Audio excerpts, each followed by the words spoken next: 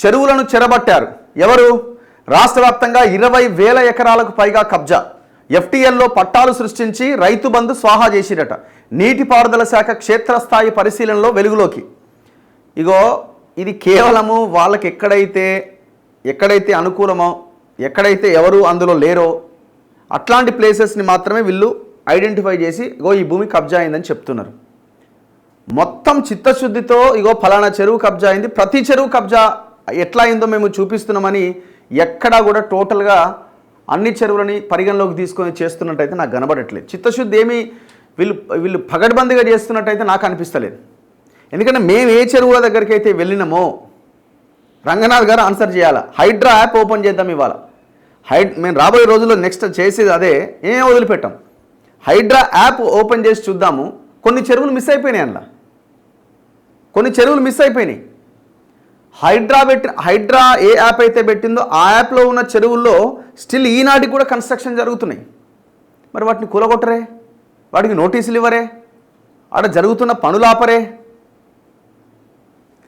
ఈ చెప్పడం మాత్రం చాలా భయంకరంగా ఉంటుంది. ఇన్ని ఎకరాల అన్ని వేల ఎకరాలు మరి రీస్టోర్ చేయాలి కదా. దాదాపు స్టేట్ వైడ్గా 20,000 ఎకరాలు కబ్జా అయిందట.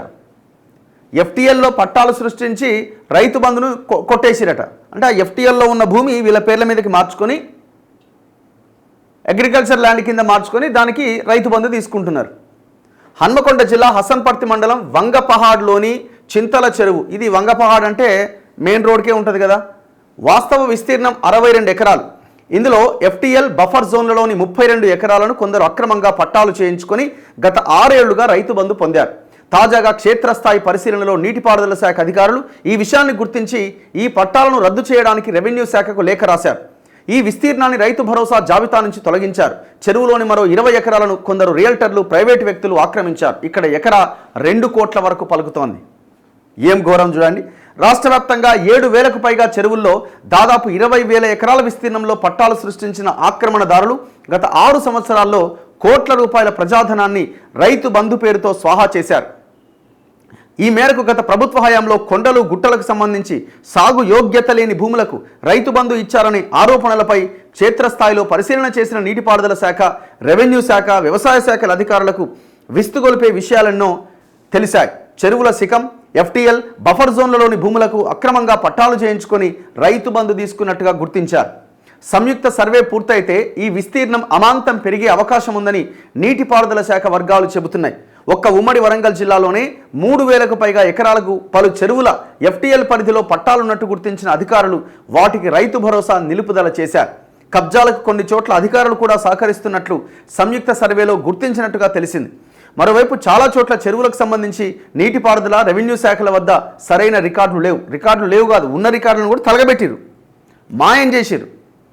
రాష్ట్ర వ్యాప్తంగా కబ్జాలకు గురవుతున్న చెరువులు గుర్తించి వాటికి హద్దులు నిర్ణయించి చుట్టూ ఫెన్సింగ్ లాంటి నిర్మాణాలను చేపట్టాలని గతంలో రాష్ట్ర నీటిపారుదల శాఖ ముఖ్య కార్యదర్శిగా పనిచేసిన రజత్ కుమార్ నిర్ణయించినట. అమ్మో, ఆయన నిర్ణయించాలా. ఇగో రాజన్న సిరిసిల్ల జిల్లా కోనరావుపేట మండలం జై సేవాలాల్ కమ్మరికుంట తాండాలోని రంగినేని చెరువు విస్తీర్ణం ఎంతో నీటిపారుదల శాఖ రికార్డ్స్లో లేనేలేదట.